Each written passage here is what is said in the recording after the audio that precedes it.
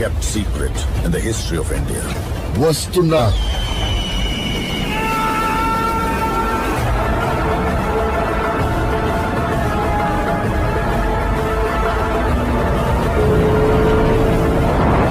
వచ్చాడు వచ్చాడు వచ్చాడు మా నాయకుడు.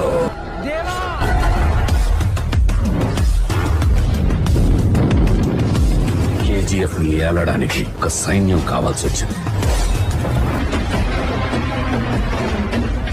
వాడే